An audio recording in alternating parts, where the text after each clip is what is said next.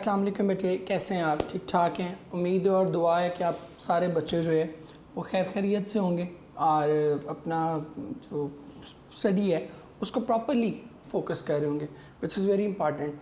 बार बार कह रहा हूँ कि ये जो आपके पास स्पेयर टाइम है, जो आपको बज़ाहिर लग रहा है कि मौजें ही मौजें हैं, ठीक है, कोई इमीडिएट चैलेंज नहीं है, कोई ऐसी कहने के कोई गोल एपरेंट आपके सामने भी नहीं है कि जी ये एग्ज़ाम आ रहा है, ये टेस्ट आ रहा है, कुछ इस तरह का, ठीक है। तो आपने इसको नेमत नहीं समझना। It can surely be a curse if you do not use it properly. अगर आप उसको प्रॉपरली यूज़ नहीं करेंगे तो ये नेमत नहीं रहेगी, बल्कि ये क्या होगा, यही चीज़ आपके लिए ज़हमत बन जाएगी। सो आई डू नॉट वांट कि मेरे बच्चे जो है वो कल को किसी मुश्किल का जो है वो शिकार हों।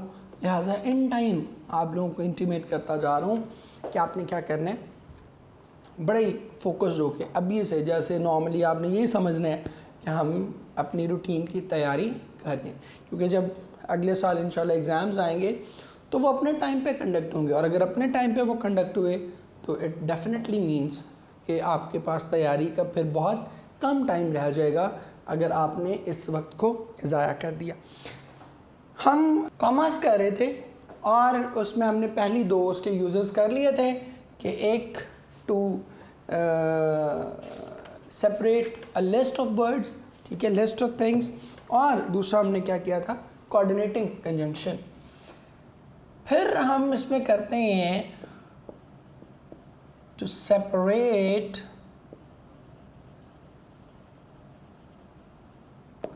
Additional information. अब इसको ज़रा मुश्किल अंदाज में भी बताया जा सकता है आपको कि नॉन रिस्ट्रिक्टिव क्लॉज है और पॉजिटिव है और ये सारी चीज़ें वो भी बताई जा सकती हैं, लेकिन हमने चीज़ों को क्या करना है, सिंपल रखना है। सिर्फ ये जहन में रखें कि जो एडेड इन्फॉर्मेशन है और जो नीडलेस इन्फॉर्मेशन है, जो एवं इजाफी तौर पे कोई इन्फॉर्मेशन दी हुई है, उसको सेट ऑफ करने के लिए, उसको अलग करने के लिए, सेपरेट करने के लिए हम क्या यूज़ करते हैं, कॉमा यूज़ करते हैं। मसलन हम कहते हैं Ali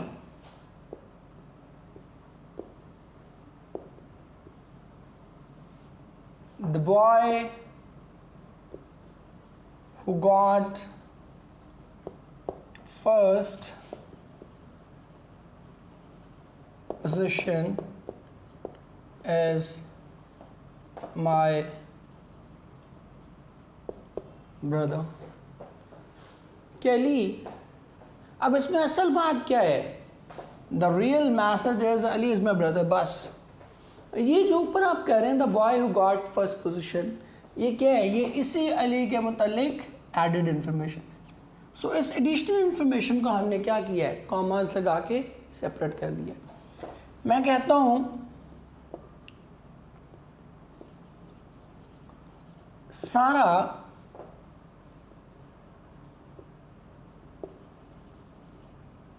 who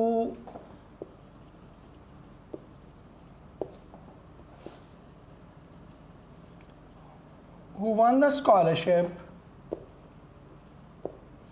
last year is my class fellow। अब इसमें भी आप देखें कि सारा,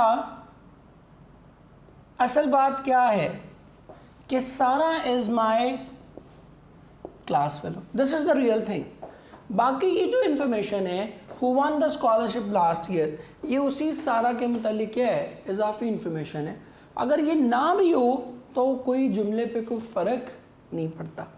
तो ये जो इस तरह की जो एडेड इन्फॉर्मेशन है, इसके लिए हम क्या यूज़ करते हैं, इसके लिए हम हमेशा यूज़ करते हैं कॉमास। इसके बाद नेक्स्ट जो हमने चीज़ करनी है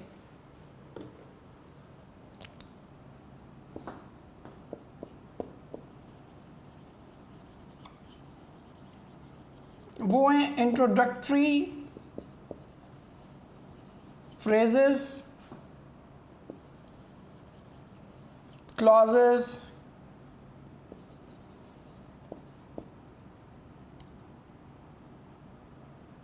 और एडजेक्टिव्स,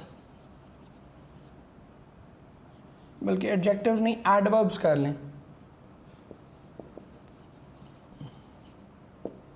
इनको भी सेपरेट करने के लिए मैं इधर नीचे लिख रहा हूँ, टू सेपरेट, ऊपर लिखना चाहिए था, आप उसको ऊपर ही लिखिएगा। To separate introductory phrases, clauses and adverbs, ठीक है। इसको हटाने के लिए भी हम क्या यूज़ करते हैं, इसको सेपरेट करने के लिए भी क्या यूज़ करते हैं, कॉमा। मसलन signalling towards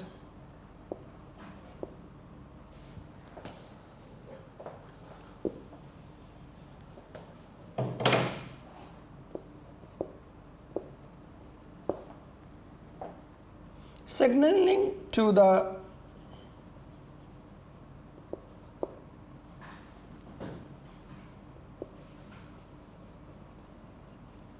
signaling to the audience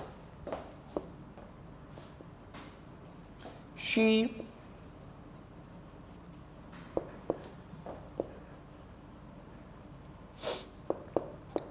signaling to the audience she started singing, के पहले उसने ऑडियंस को इशारा किया और फिर उसने, अब इसमें ये असल बात है, सिग्नलिंग टू द ऑडियंस नहीं है, असल बात क्या है, शी स्टार्टेड सिंगिंग। लेकिन उससे पहले जो इंट्रोडक्टरी फ्रेज है उसको हमने अलग करने के लिए क्या यूज़ किया, कॉमा। फिर हम एडवर्ब भी यूज़ करते हैं, मसलन हम कहते हैं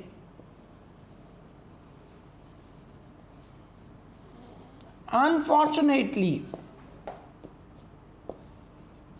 we lost the match, कि बदकिस्मती से हम क्या किए, हमने मैच हार दिया। तो ये भी क्या है, अब अनफॉर्चुनेटली ये एडवर्ब ऑफ कमेंट है, कोई हम तबसरा सा कह रहे हैं, तो उसको भी अलग करने के लिए हमने, बेसिक रूल यही रहेगा कि जो एडिशनल चीज़ें हैं उनको एक्सक्लूड कर देना है हमने, किसकी मदद से, कॉमा की मदद से। इसके बाद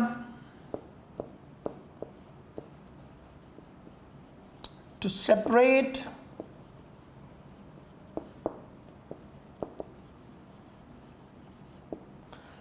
किसी को मुखातिब करना है, डायरेक्टली किसी को मुखातिब करना है, ठीक है, तो उसके लिए भी हम क्या यूज़ करते हैं, उसके लिए भी हम कॉमा यूज़ करते हैं। मसलन कि mister James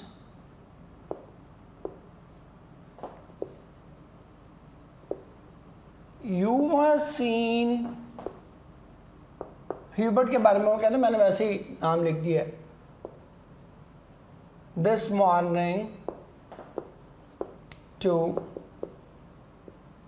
pick up the lost object। अब वो मिस्टर जेम्स को मुखातिब कर रहा है, डायरेक्टली एड्रेस कर रहा है कि तुम मिस्टर जेम्स, तुमने ये काम किया। हम कहते हैं mister president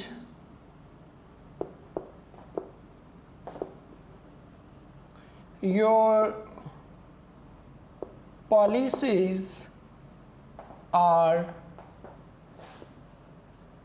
a complete failure। हम उसको मुखातिब करते हुए कहें कि तुम्हारी जो पॉलिसी हैं वो मुकम्मल तौर पर क्या हैं, नाकाम है। तो इसके लिए भी हम क्या यूज़ करते हैं, इसके लिए भी हमने देखा कि हम कॉमा यूज़ करते हैं। नेक्स्ट जो चीज़ है दो, वो भी देख लें ज़रा, इसके साथ ही लिख देता हूँ।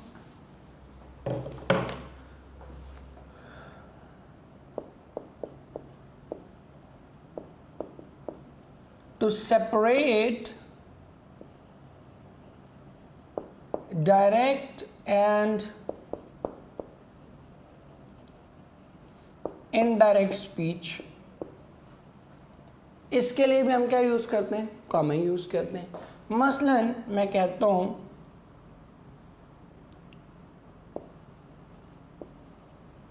she said I am not willing to go। अब she said क्या है? ओहो, मैंने सॉरी, आप इसको ठीक कर लें, डायरेक्ट और इनडायरेक्ट लिख दिया मैंने। That is basically sorry reported and reporting speech. ठीक कर लीजिएगा बेटे इसको कि ये रिपोर्टिंग और रिपोर्टेड स्पीच को क्या करते हैं, सेपरेट करने के लिए भी हम इस्तेमाल करते हैं। अब ये शी सेड क्या है? दैट इज रिपोर्टिंग स्पीच, और ये सारे का सारा क्या है? That is reported speech. तो इन दोनों को सेपरेट करने के लिए भी हमने क्या लिखा, हमने क्या यूज़ किया, हमने कॉमा यूज़ किया। फिर लास्ट पे to separate different parts of an address, किसी भी एड्रेस के मुख्तलिफ जो पार्ट्स हैं उनको सेपरेट करने के लिए, मसलन आप कहते हैं house number 186 block B,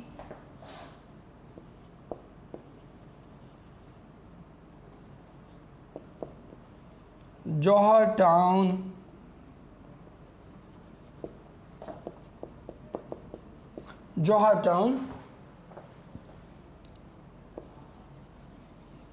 Lahore.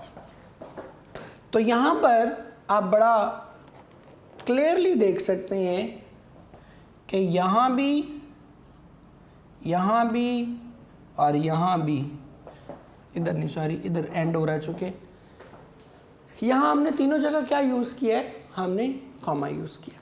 तो ये हमारे जो है ये कॉमर्स के कुछ यूज़ थे। इसके बाद हम आगे चलते हैं जी। नेक्स्ट हमारा स्टेप है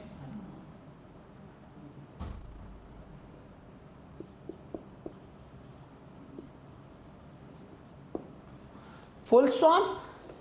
फुल स्टॉप हम कहाँ यूज़ करते हैं?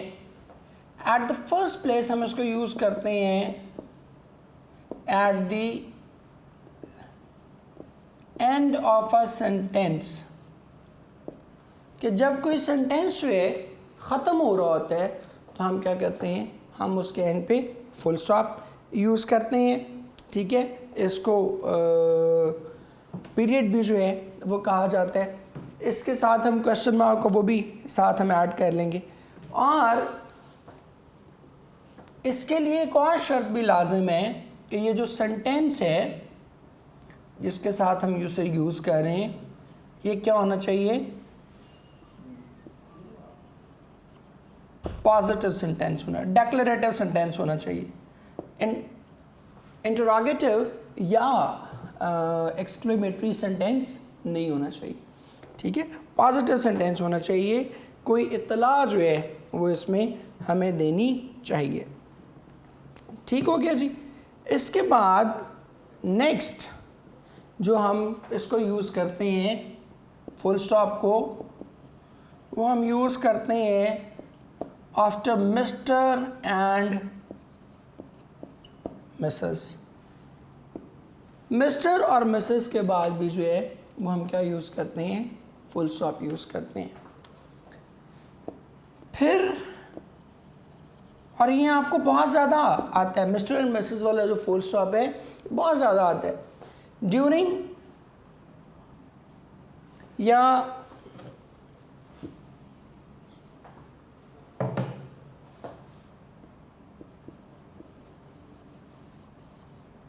between abbreviations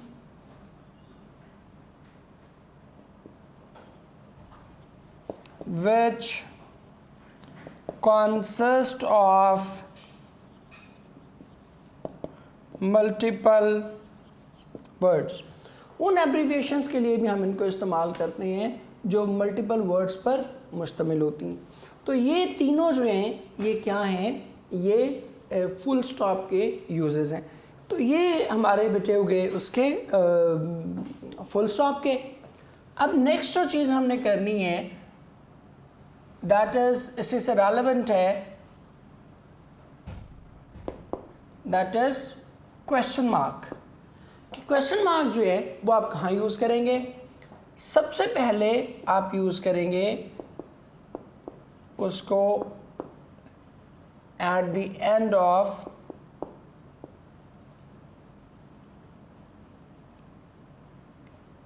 interrogative sentence. कि जहाँ भी कोई इंटरोगेटिव सेंटेंस आएगा वहाँ पर आप क्या यूज़ करेंगे? क्वेश्चन मार्क यूज़ करेंगे। बट एक चीज़ जो आपने इसमें ख़ास तौर पर ध्यान रखना है वो आपको बता देता हूँ, वो है कि do not use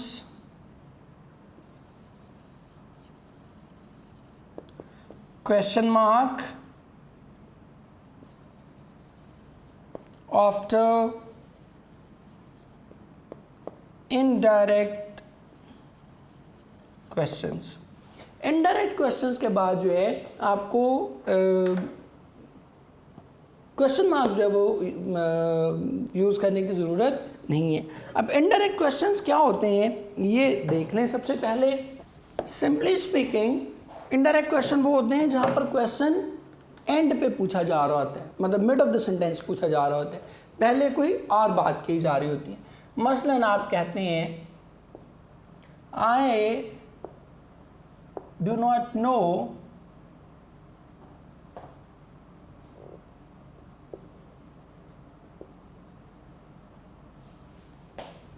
I do not know where he is living.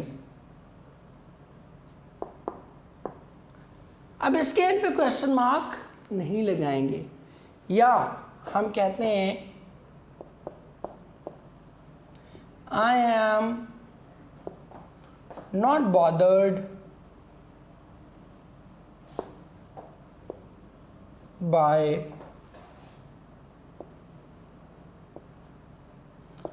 I am not bothered by what he says. कि मुझे जो भी वो कहता है मुझे इससे कोई फ़र्क नहीं पड़ता। क्लियर? अब यहाँ भी देखें, इसके बाद भी हम क्या यूज़ कर रहे हैं? फुल स्टॉप यूज़ कर रहे हैं। वजह ये है कि ये क्वेश्चन है ही नहीं। आप ये नहीं पूछ रहे कि वो क्या कह रहे हैं, आप एक इन्फॉर्मेशन दे रहे हैं कि भाई मुझे कोई फ़र्क नहीं पड़ता वो जो भी कहता है। So the basic thing is I am not bothered, I do not know. ये बेसिक चीज़ें हैं। और ये क्या हैं? ये अफर्मेटिव सेंटेंस हैं, डिक्लेरेटिव सेंटेंस हैं। आप बता रहे हैं, आप पूछ नहीं रहे। तो इसको हम कहते हैं इनडायरेक्ट क्वेश्चन। इनडायरेक्ट क्वेश्चंस के बाद जो है वो हम क्वेश्चन मार्क यूज़ नहीं करते। इसके बाद इसी से मिलती जुलती एक और चीज़ भी देख लें,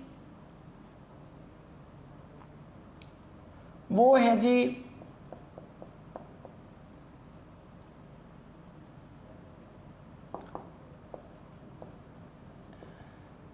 एक्सक्लेमेशन मार्क। एक्सक्लेमेशन मार्क हम कहाँ यूज़ करते हैं? ये इस्तेमाल करते हैं at the end of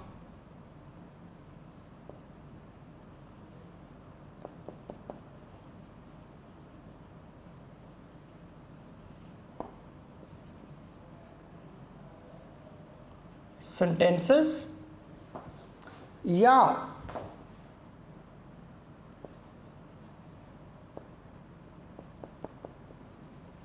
exclamatory words। exclamatory क्या होते हैं? वो वर्ड्स जो बेसिकली जज्बात का इजहार कर रहे होते हैं। और एक्सक्लेमेशन मार्क भी वही होता है। इसको हम इस तरह से रिप्रेजेंट करते हैं, ये एक्सक्लेमेशन मार्क होता है।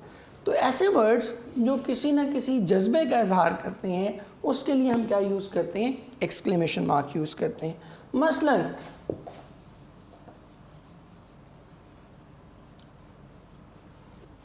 मैं कहता हूँ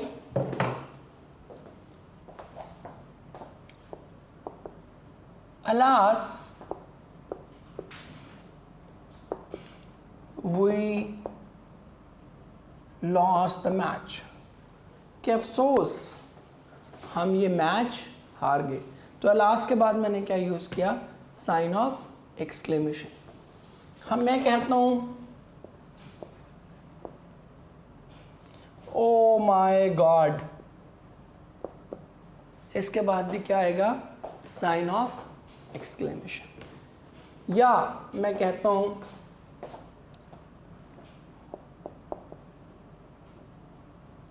होरा, we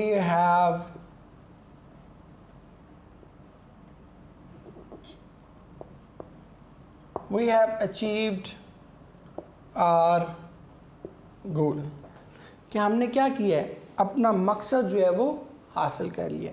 तो ये साइन ऑफ एक्सक्लेमेशन जो है इसको हम इस तरह से डिपिक्ट करते हैं।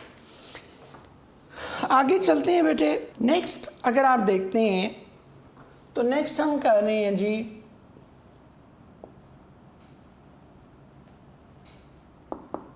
कोटेशन मार्क्स, या इनको इन्वर्टेड कॉमास भी जो है वो आप कहते हैं। सबसे पहले ये इस्तेमाल होते हैं टू नरेट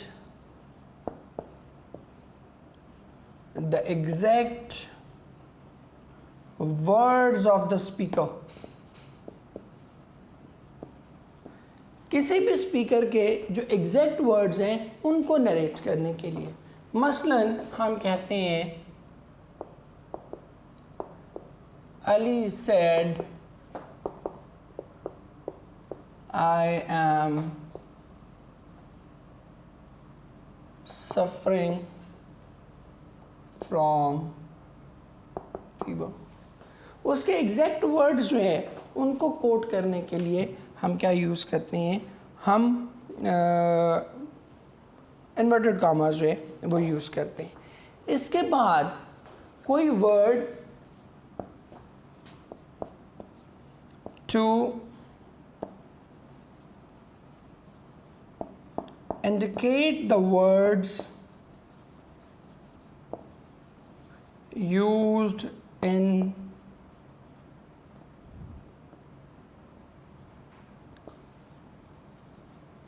अनयूजुअल टोन, को रूटीन से हट के किसी लहजे में आपने किसी वर्ड को हाईलाइट करना है तो वो, मसलन हम कहते हैं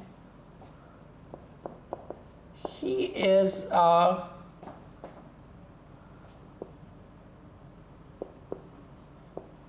सुपर टैलेंटेड किड। अब ये सुपर टैलेंटेड का मतलब यहाँ पर क्या है कि ये आयरॉनिक टोन में तंजिया कहा जा रहा है कि है वो बड़ा निकम्मा, लेकिन उसको क्या किया जा रहा है, उसको तंजन कहा जा रहा है कि वो बड़ा ही सुपर टैलेंटेड जो है वो बच्चा है। तो उसको तंजन जो कि ये कहा जा रहा है, तो इसलिए हम इसको क्या कहते हैं, इसको हम इन्वर्टेड कॉमास में जो है वो हाईलाइट करते हैं। मसलन इसमें हमने एक एग्जांपल कर दी, he is a super talented kid, या हम कहते हैं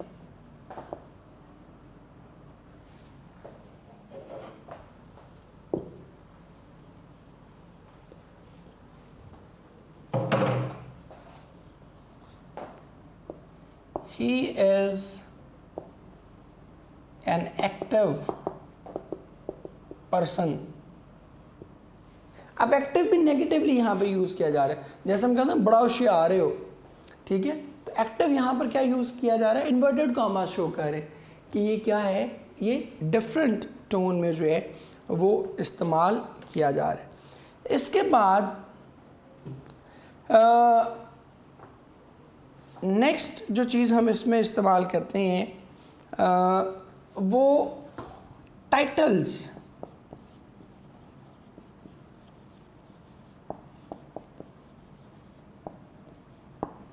मसलन मैं कहता हूँ I am reading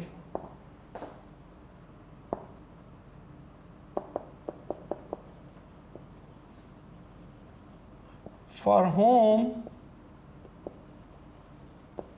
the bell tolls. ठीक है, ये एक नॉवल का नाम है, for whom the bell tolls, कि वो लोग जिनके लिए घंटी बजती है, या कोई भी और आप जो है वो टाइटल कर रहे हैं, तो उसके लिए आप क्या यूज़ करेंगे, कोटेशन मार्क्स जो है वो यूज़ करेंगे।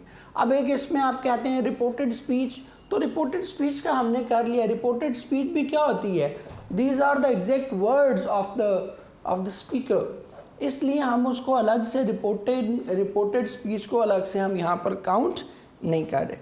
ठीक हो गया जी, ये हो गया। इसके बाद जो अगला आपका इम्पॉर्टेंट है एलिमेंट, अगला टूल जो इम्पॉर्टेंट है, दैट इज एपॉस्ट्रॉफी। एपॉस्ट्रॉफी क्या होती है, किसी भी चीज़ के ऊपर सपोज हम जैसे कहते हैं अहमद्स बुक, कॉमा ही होता है, लेकिन ये क्या होता है, ये बेस पर नहीं यूज़ करते, ये क्या करते हैं, टॉप पे यूज़ करते हैं। इसको हम क्या कहते हैं, एपॉस्ट्रॉफी। एपॉस्ट्रॉफी सबसे पहले तो ये यूज़ की जाती है टू मेक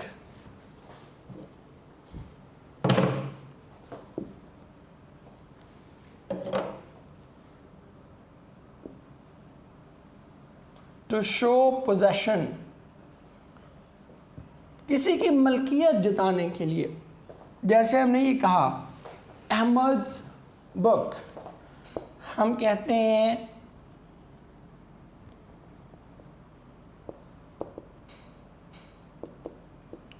आमनाज कार, ठीक है, आमना की गाड़ी। तो पोजेशन शो करने के लिए हम सबसे पहले जो है वो अपॉस्ट्रॉफी जो है वो यूज़ करते हैं। इसके बाद है टू मेक कॉन्ट्रैक्शंस। कॉन्ट्रैक्शंस क्या होती हैं कि एक बड़ा वर्ड है, उसको हमने क्या करना है, उसको छोटा बनाना है। मसलन हम कहते हैं यू आर को हम क्या कर देते हैं,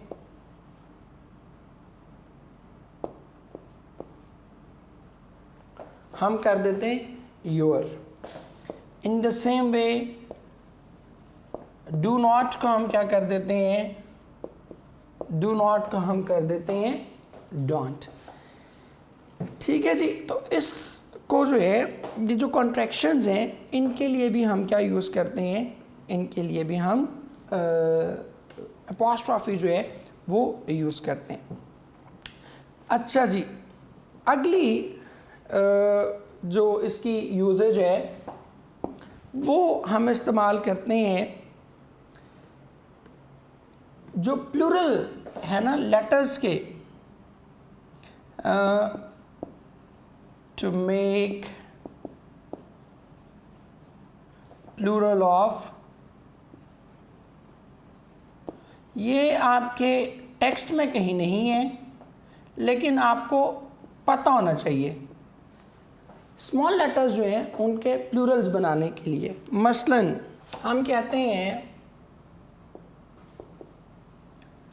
देयर आर 2 A's इन मुजफ्फर, कि मुजफ्फर जो वर्ड है इसमें कितने एज आते हैं, इसमें 2 एज आते हैं। तो स्मॉलर लेटर जो हैं उनकी प्लूरल बनाने के लिए भी हम क्या यूज़ करते हैं, हम यूज़ करते हैं अपॉस्ट्रॉफी। ठीक है, इसी तरह नंबर्स के लिए भी हम यूज़ करते हैं अपॉस्ट्रॉफी। ठीक है, मसलन हम कहते हैं कि we need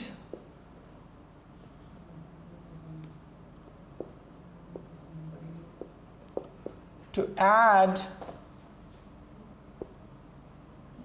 2 3s to make it 6, कि हमें 2 बार 3 को ऐड करना पड़ेगा अगर हमने 6 हासिल करने। और इस तरह से हम ये कॉन्ट्रैक्शंस जो है वो बनाते हैं। इसके बाद जो एब्रीविएशंस है बल्कि उसमें भी हम इसको यूज़ कर लेते हैं, जैसे this department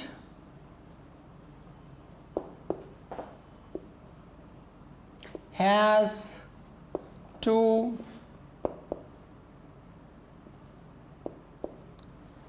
this department has 2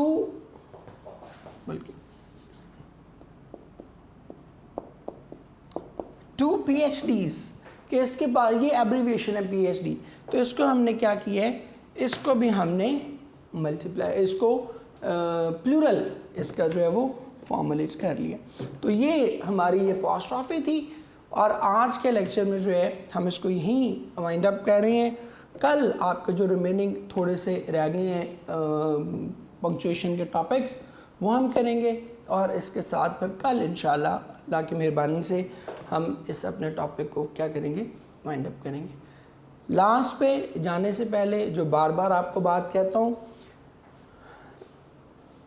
अपने आप को मसरूफ़ रखें, इंगेज रखें, क्योंकि जितना आप फ्री रहेंगे, do not think and do not ever imagine कि आप कोई उसमें से जो है वो कोई पॉजिटिविटी निकाल लेंगे या कोई बेहतर कोई अपनी मेंटल या फिज़िकल हेल्थ के बारे से कोई इम्प्रूवमेंट लाएंगे। ऐसा नहीं होगा, बल्कि उल्टा क्या होगा, you will be destroying your so आप उस डिस्ट्रक्शन से बचें और अपने आप को हर मुमकिन हद तक जो है किसी पॉजिटिव एक्टिविटी में एंगेज रखें other than your studies. Study तो that must be the top priority. अब ये ना हो कि आप कल को जो है ना वो घूमने निकल जाए सारा दिन और हम आप या अब्बा पूछे तो आप कहें जी सर ने हमें कहा था कि किसी एक्टिविटी में इन्वॉल्व रहना है। एक्टिविटी में इन्वॉल्व रहना है बट आफ्टर योर स्टडीज़। पहला फोकस, पहला टारगेट जो है दैट मस्ट बी, पहला goal that must be your studies.